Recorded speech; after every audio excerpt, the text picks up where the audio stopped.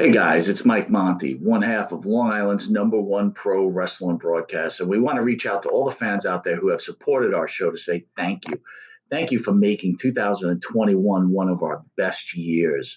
And one of our best years was because of Anchor. Anchor, the way that you can have your voice heard. You can be just like us. Record your own podcast. Use the Anchor tools to edit your podcast. Use it on a phone. Use it on your computer. It's everything you need to make a podcast in one place. And best of all with Anchor, they're totally free. So be just like Long Island's #1 pro wrestling broadcast, Monty and Nefaro. We're looking together for a great 2022. We've got huge guests coming on board. Oh, yeah. You probably wonder why Jimmy's not here right now. Well, he's prepping for one of the best interviews we're about to have, and we're going to surprise someone with. So hang aboard with us, and don't forget, be like us and use Anchor. Good evening and welcome to Wrestling Rewind. I am your host, Angel Amoroso, and I am joined by my co-host, the Angel. Tommy Arrow. How's it going? Good. And you look good. You look good. Thank you. And so do you. You're all nice and tan. Yeah. So trying to make it for an old man, you know. Summertime treating you great. Yeah. I needed to get away a little bit, so I'm not in my normal spot. I'm in a vacation home, and I'm just relaxing. I don't have my normal memorabilia I like to have. I do have a picture in the back is Steve Savage and I, who maybe follow our show. We don't know what the schedule is going to be yet. Heart of Wrestling. But we're going to continue here with what we do, and that's Rewind. This week we have another book reading, and why don't you hold that up and show everyone the Masters of the Ring. And that is born in Camden, New Jersey, Buddy Rogers. Nature Boy Buddy Rogers. So let's get right into that, Tommy. So Ric Flair, don't get it twisted. He was the Nature Boy way before you. Anyway, we're going to skip to 1958, all right? That's where we'll find him. The Southern California wrestling landscape in 1958 was much different than it had been 10 years earlier when the Nature Boy gimmick was born. Promotional wars and television squabbles had reshaped the region, and Cal Eaton at the Olympic Auditorium was the sole survivor. Gone were Johnny Doyle, the mastermind behind the rise of Gorgeous George, and Baron Michelle Leone, and Hugh Nichols, the longtime impresario at the Hollywood Legion Stadium. Doyle had abandoned the territory for greener pastures in the East, while Nichols struggled with depression and committed suicide in 1958. Wow. Buddy Rogers could never forget the importance of Nichols in the area, always brought back fond recollections. But at the same time, new memories were forged. Rogers spent time with his wife and newborn baby, close friends, and associates enjoyed the picturesque Los Angeles scene. The weather couldn't have been better, and Buddy was at the beach as much as possible. So if you think about Hollywood, that's him. That's Nature Boy Buddy Rogers. He was the guy wearing a suit. He set the tone. Yeah. Under the leadership of Eaton, and more importantly, the matchmaker Jules Strongbow, the popularity of wrestling was rebounding after a few turbulent years. The gross gate at the Olympic improved from a low $30,201 in 1953 to $104,218 in 1957. They were on pace. Yeah, so they were doing good business. They were on pace to surpass that figure in 1968, and the presence of Rogers gave them a significant boost. Buddy was at his villainous best against babyfaces Sandor Zabo, Billy Darnell, and Country Boy Calhoun, an early Haystacks Calhoun. The 23-year-old Calhoun was billed as the eighth wonder of the world, and his mammoth size made him a big attraction. Wearing overalls and wrestling barefoot, Calhoun was the opposite of Rogers in just about every way. In the ring, their styles clashed, but Rogers had experience working with oversized opponents dating back to his bouts with the 600-pound Martin Blimp Levy in the 1940s. He knew how to frame contests in just the right way to keep the heel proper, to help the heel propel his rival and entertain the audience. These glasses are not right. Something's not right. I didn't know Stax was around that long. I didn't realize, because, you know, he worked in Jersey on the local circuit later on. Yeah. You know, that was at almost at the end of his career, I suppose. Yeah. Camden guy. His son was a bodybuilder. I remember that. But he certainly wasn't. No, who? Buddy Rogers? No. Oh, I'm sorry. He's Stax Calhoun. Oh, yeah. Yes. They said, you know, there's a picture of Bruno holding him up. You know, he's got him up in the air. I don't know if he slammed him or not. Wow. But yeah, that's a big guy. Very where were we? Gone were John. I don't read that already. Other leaders of real.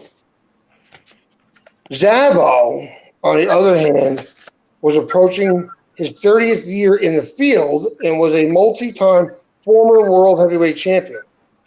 He held the coveted National Wrestling Alliance belt in 1941 to 1942 and was in the midst of his 7th reign as Beat the Champ. Now that, I used to get Lucha Libre, but it wasn't. It was Los Angeles Wrestling, this right here that they're talking about, these guys.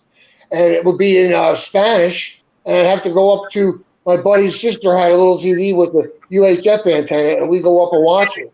Fool around with the rabbit ears and try to hear the fuzziness. Right? Like he wants to go up in your room and watch the wrestling. She's like, all right. So, you know, I was familiar with it, and it was a very, very fast-paced and stopping point for many traveling to various destinations from there that were very easy to go to. You had to go, you know, to Hawaii, and these guys, you know, they had their whole routine, the way they worked, where they worked, and it all really like mapped out right. And this guy, Buddy Rogers, you know, he's someone that people don't regard him the way they should because they think that Bruno punked him down. So I don't know. Maybe we'll get to the bottom of that at some other point. Following his May 28th loss to Rogers, this is Zabo, at the Olympic, Zabo was the recipient of some expert trash talking by his conqueror. Smugly, Buddy asserted that Zabo was hiding behind the standard 15-minute time limit for Beat the Champ. It was a Beat the Champ title, so they did it every week, right? To prove him wrong, Sandor accepted a 2 of 3 fall rematch on June 4th with the crown on the line. He did insist that Rogers put up a check for $2,450, an amount equivalent to Beat the Champ prize, and Buddy agreed. They don't aim to lose my money to that old guy, Rogers said with insatiable swagger, but that's exactly what happened. Zabo, the venerable battler, achieved a 3rd full DQ victory and retained his title. Another former NWA champion, Lou Thesz. So can you imagine, like, Lou Thesz has got to work with this guy, and he's just getting used to working with people that aren't his equal. And now this guy comes along, you know, and now he's got to work with this guy. But he was smart enough to know you do business. It's business. Okay? Because if we went under the guidance of guys like Lou Thesz, it might not work. Because Lou Thesz maybe wasn't the best booker or, you know, that's not his role. So it's never a perfect. It's usually the guys that you don't think about are the best at those behind the scenes jobs, you know. Mm-hmm. So another former NWA champ, Lou Thesz, was also in the territory defending his uniquely branded International Heavyweight Championship. On June 11th, in 1958, he clashed with Rogers at the Olympic Auditorium in a televised main event, and it was a classic Donnybrook. The finish was built different than their usual fare as Rogers dove from the upper elastic in the corner onto Fez. They mean the ropes, the corner, onto Fez's back, injuring him. The match was declared a draw, and Fez was taken to a local hospital for treatment. In subsequent press, Cal Eaton's publicist played up Lou Thesz' need for revenge and claimed that Buddy had been avoiding a rematch. When the bout was locked in for July 23rd at the Olympic, Thesz promised that Rogers was in for the beating of his life. That night, the Eternal Foes wrestled at breakneck speed and extended each other to their limits during a 60-minute time limit, draw. The ferocity of the match was almost unbelievable, one report stated. So you got to give credit, to Rogers, who, on the mat wasn't equal to Lou Thesz, but Lou Thesz was smart enough to not be a hardhead and say, we could do business. We can make some money. Yeah, but you know what? Also, he stepped in there and he went 60 minutes. So, right. He stepped up physically. He showed him that, listen, you're gonna I'm gonna earn your respect, and boom, here we go. So you may think I'm just a tan guy with a bill from Jersey, but you got another. This is one of the biggest draws ever. He took his elbow pad up, he strutted around, he talked. It was like the equivalent of the Sheik doing what the Sheik does. This guy, you know what I mean? So really, really unique. So the bout was locked in for the Olympic with Thesz against Rogers for the beating of his life. Rogers feuded with Fritz von Goring. I don't know if you remember that guy. He was a real curly-haired German kid. And Lord James Blears, who's still wrestling. And in Southern California as well. And although he often fought known heels, he was rarely the one chosen by fans as the favorite. For his fiercest grudge matches at the Olympic and Hollywood Legion Stadium, officials removed the first two rows of ringside seats to protect spectators from the chaotic violence. Every time that troublemaker, Rogers, wrestles, I have to put on extra police and keep wrestlers standing by in case he goes after the fans. Promoter Eaton complained, I'm getting darn tired of the risk that I'm taking. Rogers continued to terrorize the region well into September and completed his tour with a couple explosive bouts against Zaya Nandor and Billy Varga. A few days later, Buddy made his debut in Northern California on the circuit operated by NWA member Joe Malkowitz and was fully ready to make another big impact. A promoter with 45 years in the business, Malkowitz knew all the tricks of the trade. He had already concocted a shrewd strategy for Rogers and believed it was a surefire moneymaker. His idea was to book Rogers as the World Heavyweight Champion, and like Buddy's recent stint as North American Champion in Phoenix, it was completely fictitious. The claim was reportedly based on the 1952 tournament, which included 411 participants, and saw Rogers gain recognition in 28 eastern states. While it was true that Rogers did win a Pittsburgh TV tournament that year, his legitimate title claims stemming from that victory were long gone. Nevertheless, Malkowitz went forward with the plan and advertised the Nature Boy as champion. In turn, NWA President Sam Mucknick contacted the San Francisco promoter and reminded him that it was against alliance rules to acknowledge a title holder other than the official NWA-sponsored champ. So they're basically telling you got to stop. Don't get excited, Malkowitz wrote Mucknick in response. Dick Hutton, who's a really good worker, is our world champion. Rogers is only the claimant. He minimized the controversy in the sphere of NWA politics and pressed on with business as usual. Rogers got off to a fantastic start in the San Francisco territory, a region encompassing a dozen towns from Maryville in the north to Fresno in the south. He received stellar publicity and quickly established himself as a dominant force to be reckoned with.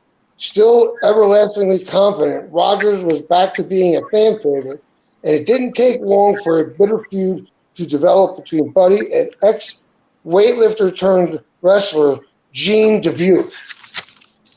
Now this is like what you're reading, early hardcore, you know? He was like, you know, the one of the innovators. People want to say now that, oh, we're the innovator of hardcore and violence. Nah, no, you're not. You know, take it back a little bit, and then you'll learn history about where hardcore actually came from.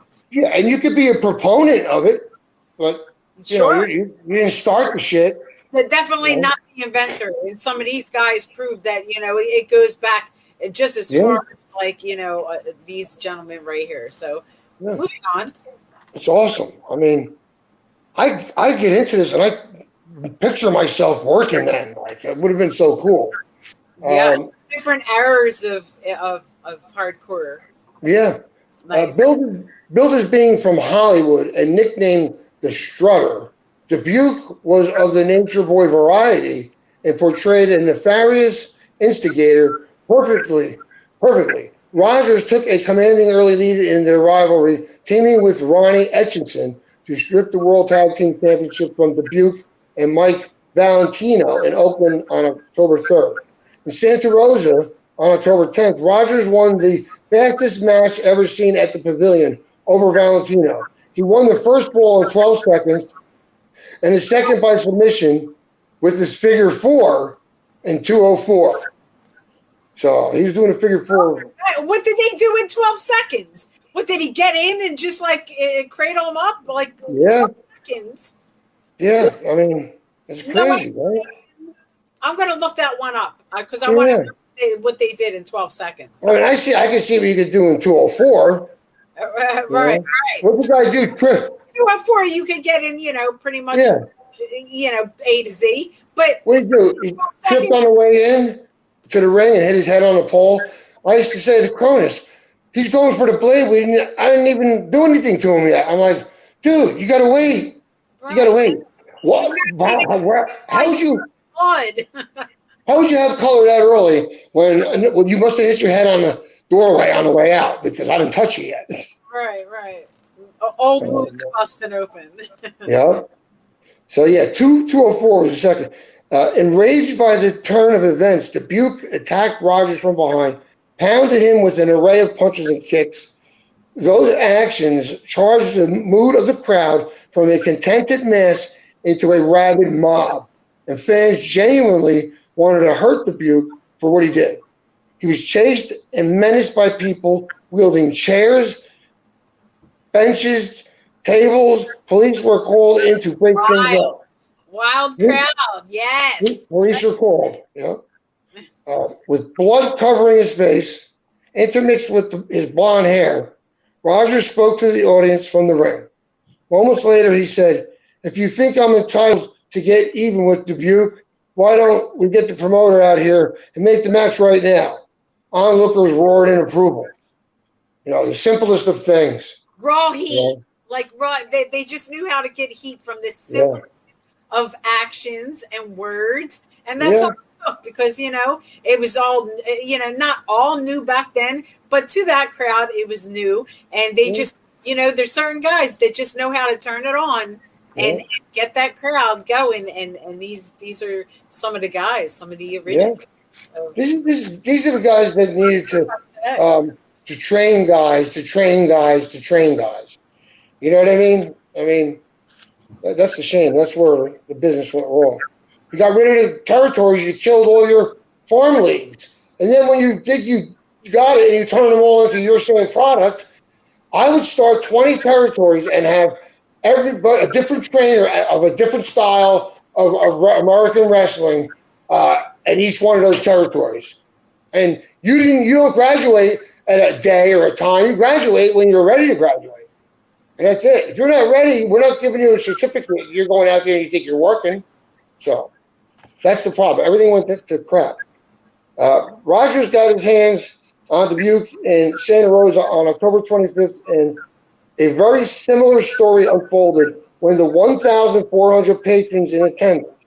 Rogers won in 2 straight falls, was bloodied in the carcass. It was again brutalized after the bell by an outsider. Dressed in street clothes, Fritz von Goring entered the ring to stomp Rogers into submission. the fans went wild. They screamed and shouted, threw everything they could get their hands on, and surrounded the ring with the hopes of settling the score on behalf of the fallen Roger. Like, these people don't know about spoilers. They're the ones that they still put the time in the winter. You know, they're in.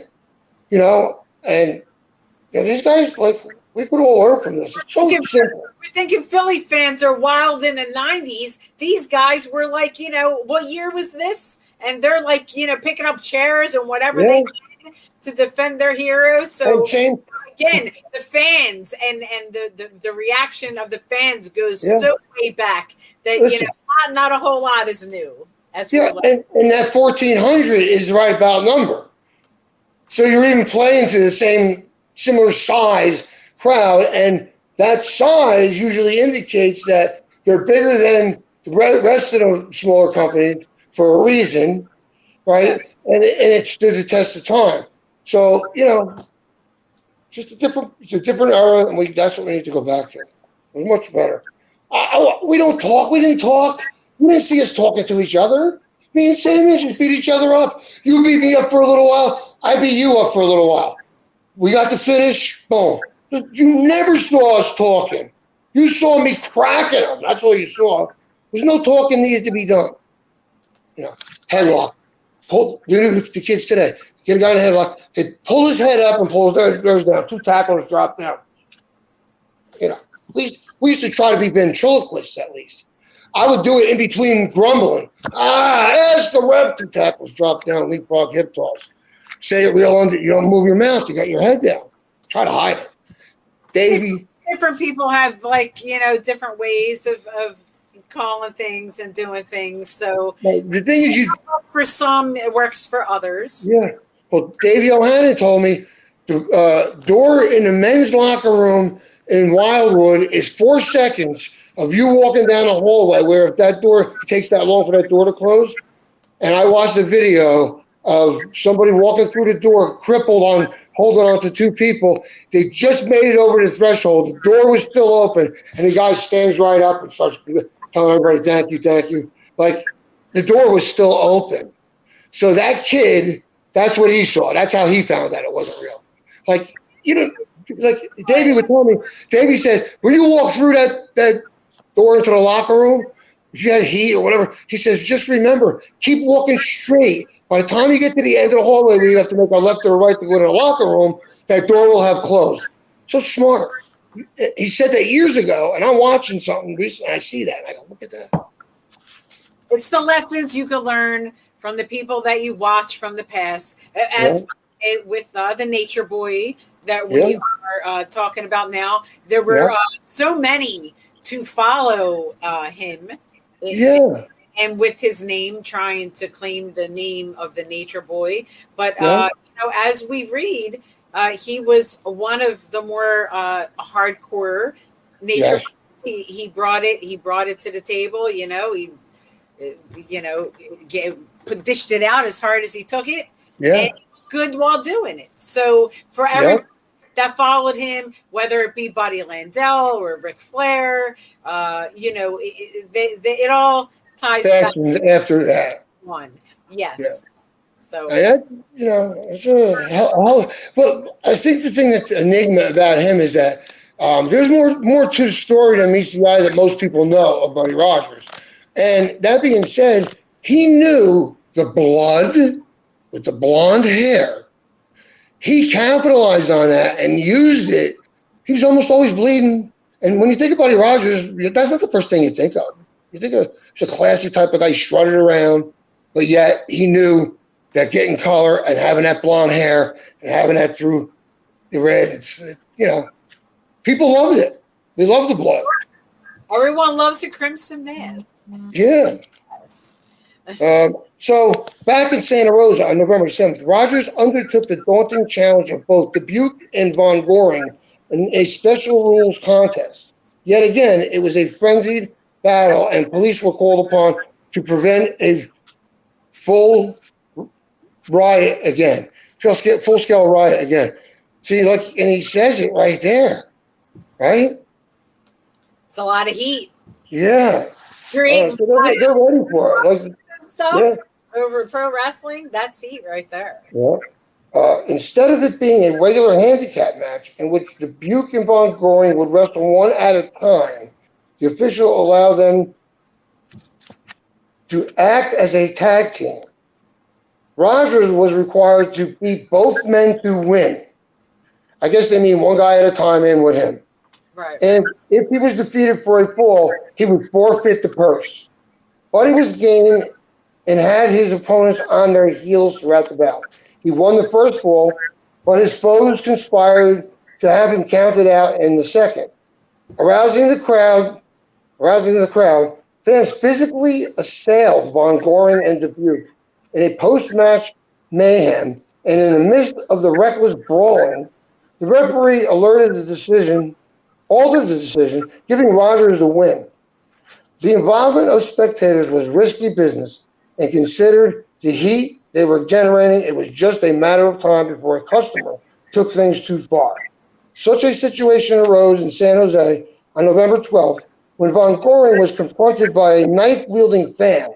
Clyde Steves was slashed on the arm and required medical attention. Rogers wasn't booked as an invincible grappler. In fact, it was quite the opposite. He displayed his vulnerabilities while propping up the strengths of his rivals.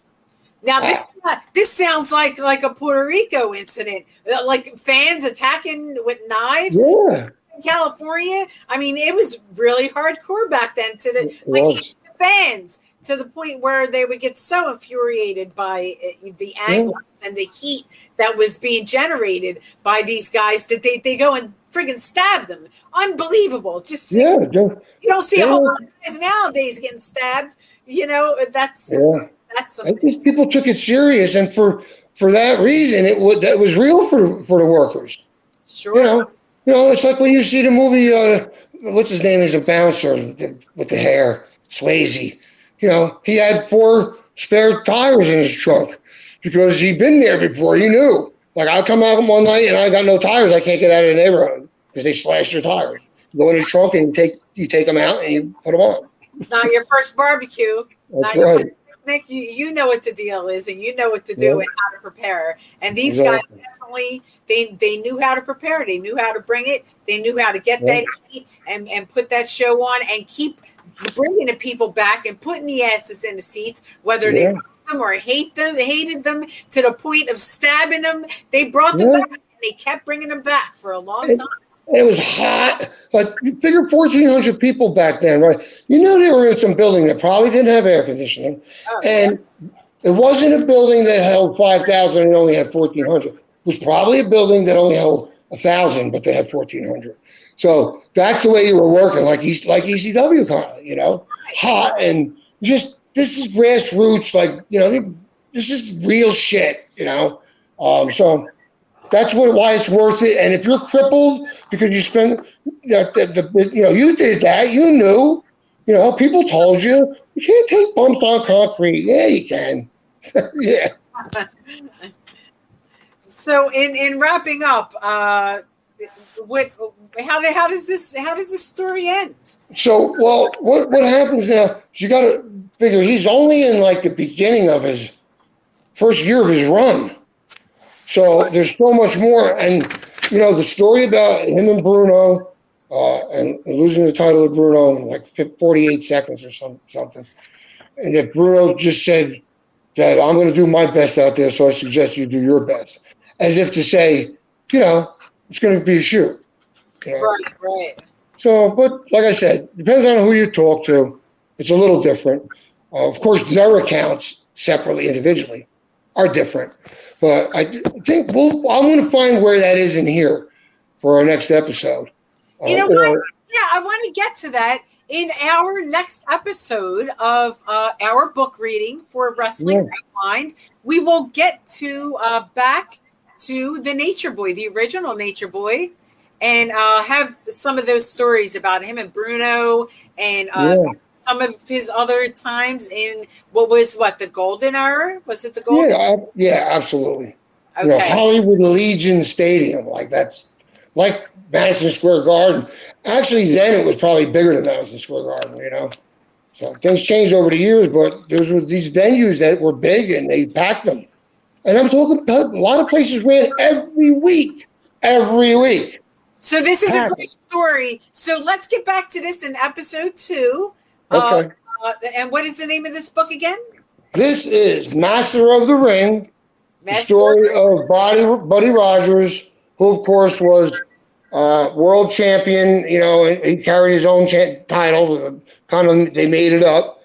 So it's an interesting story about how that happened, and it was basically the forming of Capitol Wrestling was Vince's father.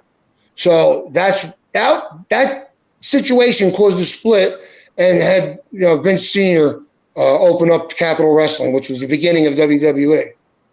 So yeah. Join us back next week when we'll be reviewing more of Masters of the Ring, and conclude all that. We are on every Sunday at 7 p.m. on Monty and the Pharaohs YouTube. Join us over there for book readings and Wrestling Rewind, our Wrestling Archives, and any other shows we have coming up. We will see you next week. Thank you for joining us here on Wrestling Rewind.